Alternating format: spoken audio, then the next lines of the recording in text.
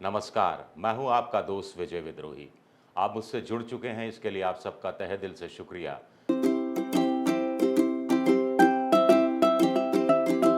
तो आज हम बात करेंगे, क्या कांग्रेस को या इंडिया को आप तरह से समझ सकते हैं कि तृणमूल कांग्रेस और केजरीवाल के साथ समझौता करना चाहिए। इंडिया के तहत क्या कांग्रेस को समझौता करना चाहिए चुनाव से पहले? कुछ लोग कह रहे हैं कि करना चाहिए, अच्छा रहेगा। आखिर पश्चिम बंगाल में 42 सीटें हैं और आम आदमी पार्टी से समझौता होगा तो पंजाब की 13 और दिल्ली की 20 सीटों 7 सीटों को होगा, कुल 20 सीटें।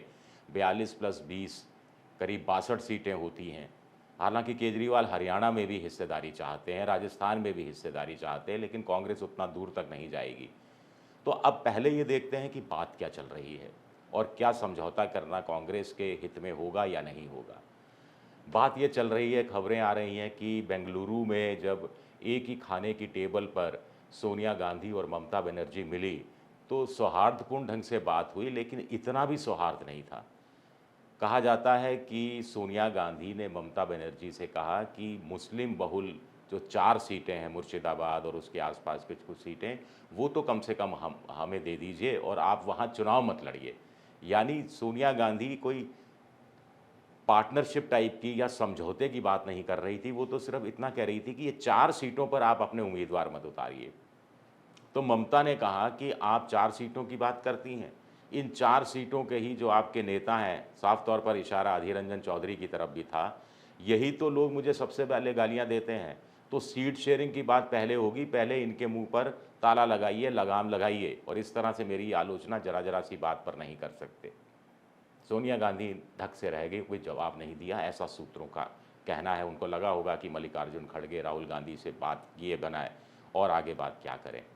तो क्या ममता बनर्जी 4 सीटें देने के लिए भी तैयार नहीं है? कुछ लोग कह रहे हैं कि अगर ममता, वाम दल और कांग्रेस सब के सब एक महागठबंधन बना लिया, तो इससे फ़ायदा बीजेपी को भी कुछ सीटों पर हो जाएगा। वो ऐसे, क्योंकि एंटी ममता वोट सारा का सारा बीजेपी के पास चला जाएगा। अभी क्या हो रहा था कि एंटी ममता वोट थोड़ा-सा कांग्रेस को या कांग्रेस और वाम मोर्चे गठबंधन को भी मिलता था, तो फिर इसका घाटा और थोड़ा बीजेपी को मिलता था, तो इससे घाटा होता था कुल मिलाकर बीजेपी को, और कांग्रेस को तो खैर होता ही था और ममता को फ़ायदा हो जाता था। हालाँकि कुछ लोग इसके दूसरा तर्क दे रहे हैं, वो कह रहे हैं कि मुस्लिम वोट अभी पंचायत चुनाव में भी बँटा है। कांग्रेस को करीब 40% कुछ लोग कह रहे हैं पंचायत चुनाव में मुस्लिम वोट मिल गया है और ममता को शायद 23% मुस्लिम वोट मिला।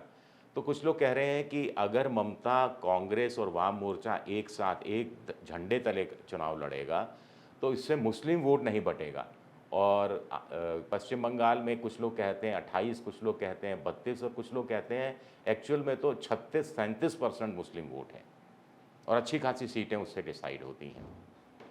तो ये एक पेच फंसा हुआ है। कुछ लोग कह रहे हैं कि ममता के साथ चुनाव के बाद में समझौता होना चाहिए, नज़दीक नतीजे आने के बाद, क्योंकि ममता कहीं भी जा सकती हैं। अब बात करते हैं केजरीवाल और कांग्रेस के रिश्तों की। बीच में खट्टे-मीठे रिश्ते हो गए थे, फिर बहुत खटास बहुत बढ़ गई थी जब ऑर्डिनेंस का विरोध करने वाली बात केजरीवाल ने कही थी और कांग्रेस ने कहा था कि जब संसद का सत्र शुरू होगा तब तय करेंगे। ये सारी कहानी आप जानते हैं। अब बेंगलुरु के बाद सुना है कि मल्लिकार्जुन खड़गे केजरीवाल से मिले, खुद जाकर मिले। केजरीवाल इससे बड़े हैरान हुए कि इतना बड़ा नेता खुद मेरे घर आ रहा है और मुझसे मिल रहा है। घर मिले या कहीं और मिले, ये पता नहीं भई। और सुना है मल्लिकार्जुन खड़गे ने कहा कि दिल्ली की 7 में से 5 सीटें आम आदमी पार्टी लड़ ले, हमारे हिस्से सिर्फ 2 छोड़ दो।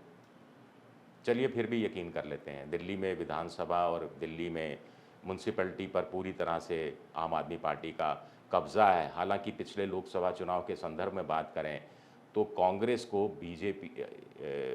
कांग्रेस को अरविंद केजरीवाल के मुकाबले ज़्यादा वोट मिला था।